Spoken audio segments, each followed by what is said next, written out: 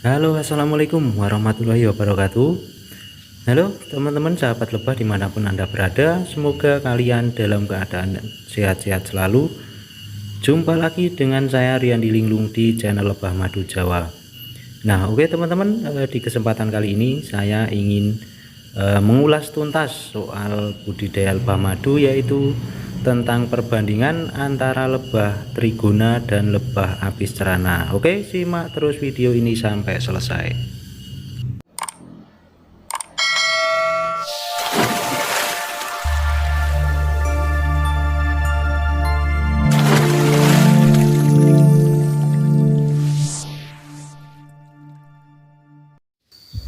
Nah oke teman-teman, jadi langsung saja saya buat video ini saya khususkan untuk teman-teman semua, sahabat lebah dimanapun anda berada yang masih bingung mau budidaya lebah trigona atau mau budidaya lebah apis cerana ya teman-teman.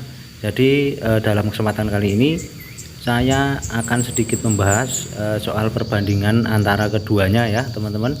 Mudah-mudahan nanti akan menjadi sedikit gambaran buat kalian yang baru mau memulai budidaya lebah madu ini, dan diharapkan nanti kalian para sahabat lebah akan tahu lebah jenis apakah yang nantinya akan cocok dibudidayakan di tempat kalian masing-masing ya teman-teman.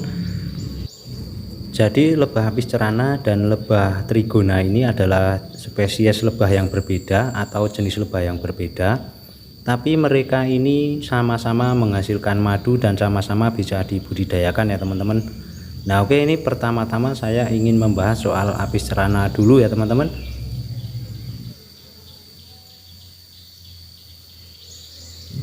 Nah oke teman-teman, ini adalah lebah apis cerana ya teman-teman. Ini ciri-cirinya seperti ini. Lebahnya bertubuh agak besar dan memiliki warna kuning kecoklatan dengan garis-garis hitam ya.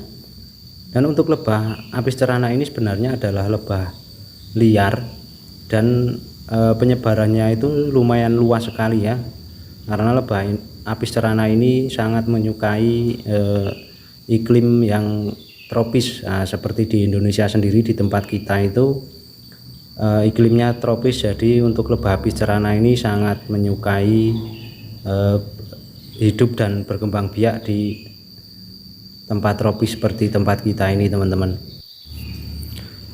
Dan untuk budidaya lebah apis cerana ini sebenarnya lumayan mudah ya teman-teman. Yang penting kita pelajari dulu untuk karakternya si lebah apis cerana ini. Dan lebah apis cerana ini adalah jenis lebah yang memiliki sengat ya teman-teman. Jadi perlu diingat kalau mau membudidayakan lebah apis cerana ini kita harus ekstra hati-hati ya, kalau perlu menggunakan APD atau alat pelindung diri biar nanti kita juga aman, tidak banyak tersengat lebah jenis apis cerana ini ya teman-teman. Dan untuk makanan lebah apis cerana ini, untuk mereka kerasan atau betah di tempat budidaya kita itu, mereka membutuhkan sumber makan yaitu berupa serbuk sari bunga. Nah itu nantinya akan dijadikan bipolen atau roti lebah. Nah itu salah satu makanan lebah juga teman-teman, makanan pokok ya. Dan yang kedua, mereka membutuhkan nektar bunga yang nantinya akan mereka olah menjadi madu. Dan untuk lebah apis cerana ini mereka mampu terbang agak jauh ya, lumayan kalau lebah apis cerana ini. Jadi jarak tempuh mereka mencari sumber makan itu lumayan jauh teman-teman. Kalau menurut teori atau artikel-artikel yang saya baca itu, mereka mampu menempuh jarak antara 1 km sampai 2 km teman-teman. Cuman kalau menurut saya untuk lebah apis cerana ini biar mereka itu produktif tetap membutuhkan vegetasi atau sumber pakan yang lebih dekat ya teman-teman. Jadi kesimpulannya seperti ini teman-teman, setelah kalian pelajari dulu soal lebah apis cerana ini, jadi yang paling pokok itu untuk kita membudidayakan lebah apis cerana ini adalah sumber pakan atau vegetasi ya teman-teman, yaitu berupa serbuk sari bunga atau bipolen, dan nektar bunga atau nantinya akan dijadikan madu. Karena dua hal ini adalah makanan pokok buat lebah apis cerana ini ya teman-teman. Maka dari itu kalau tempat budidaya kita itu banyak tersedia nektar bunga dan serbuk sari bunga atau vegetasi mereka itu tercukupi, nah nantinya lebah ini akan betah di tempat kita, akan berkembang di tempat kita, dan tentunya nanti lebah-lebah kita itu akan produktif dan akhirnya kita bisa panen madu ya teman-teman.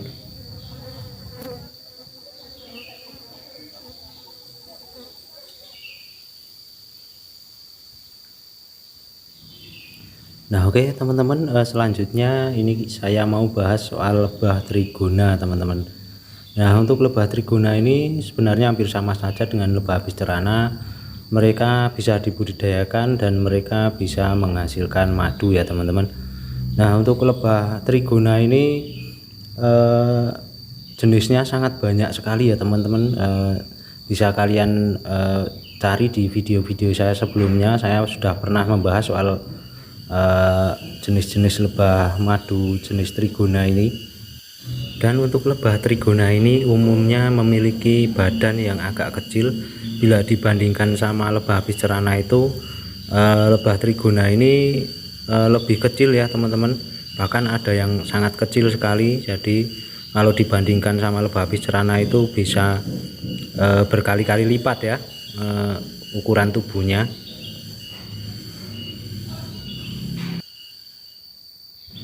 Nah untuk lebah trigona ini lumayan mudah sekali kalau mau dibudidayakan ya teman-teman, karena untuk lebah trigona itu tidak bersengat atau tidak memiliki sengat ya teman-teman.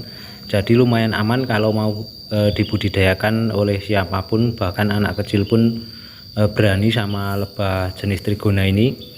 Ya walaupun terkadang juga mereka itu akan menyerang teman-teman, tapi tidak separah lebah apis cerana ya, yang mereka itu menyerang dengan menyengat musuhnya atau siapapun yang mengganggu lebah itu.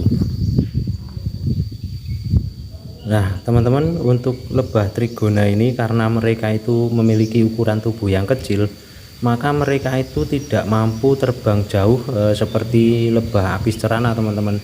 Jadi mereka itu jarak tempuh mereka untuk mencari makan itu paling sekitar 50-100 meter. Dan sebenarnya untuk jenis-jenis tertentu itu mampu sampai jarak 500 meter teman-teman. Cuman itu tidak semua lebah trigona mampu menempuh jarak sejauh itu ya. Maka dari itu kalau kalian mau membudidayakan lebah trigona ini, usahakan di tempat budidayanya itu tersedia banyak vegetasi yang dekat ya teman-teman. Jadi usahakan di sekitar tempat budidaya kalian itu banyak tersedia sumber makanan untuk lebah-lebah trigona ini teman-teman.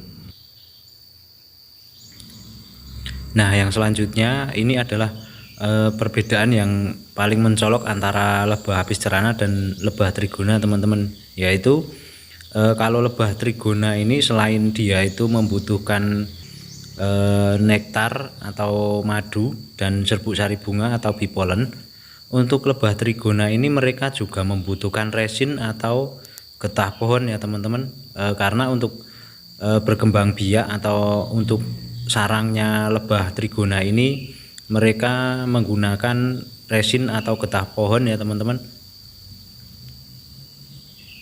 Dan dari resin itu mereka akan mengolah lagi menjadi propolis. Nah propolis itu yang coklat-coklat itu di bagian sarang lebah trigona ini, yang coklat-coklat, dan biasanya kalau propolis masih baru itu akan lengket seperti ini ya teman-teman. Nah ini adalah getah pohon atau resin ya teman-teman. Jadi semua jenis trigona itu pasti membutuhkan resin atau getah pohon ini teman-teman. Nah jadi itu adalah perbedaan antara lebah trigona dan lebah apis cerana ya. Jadi di sini yang perlu kita ingat-ingat bersama teman-teman, untuk lebah apis cerana dan lebah trigona ini sebenarnya siklusnya hampir sama ya, siklus kehidupannya. Untuk yang paling pokok itu adalah vegetasi atau sumber makan mereka teman-teman.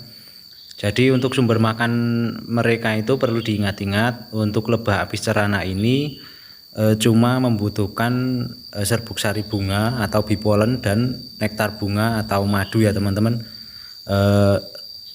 Ada perbedaan antara lebah apis cerana dan trigona ini. Kalau lebah trigona itu membutuhkan serbuk sari bunga atau bee pollen dan nektar bunga atau nantinya jadi madu. Dan untuk lebah trigona ini ada tambahan satu lagi, yaitu mereka membutuhkan resin ya teman-teman. Jadi untuk lebah apis cerana itu cuma membutuhkan 2 sumber makanan. Kalau lebah trigona itu membutuhkan 3 sumber makanan ya teman-teman. Nah teman-teman, setelah kita tahu untuk sumber makanan lebah apis cerana dan lebah trigona ini apa, terus siklus kehidupan mereka itu seperti apa, jarak tempuh mereka mencari makan itu seperti apa. Nah nantinya diharapkan kita bisa tahu ya teman-teman, kita bisa mengira-ira untuk tempat kita itu cocoknya untuk budidaya lebah apa. Nah itu dari situ nanti akan ketemu ya teman-teman. Nah oke teman-teman, mudah-mudahan di sini kita semua sudah paham ya untuk perbandingan antara lebah apis cerana dan lebah trigona ini. Nah mungkin cukup di sini dulu video saya kali ini, mudah-mudahan memberikan manfaat dan menambah wawasan kita tentang soal budidaya lebah madu ini teman-teman. Oke, cukup di sini dulu video saya, sampai jumpa lagi di video-video saya berikutnya. Salam sahabat lebah, salam satu hobi, semoga sukses selalu. Wassalamualaikum warahmatullahi wabarakatuh.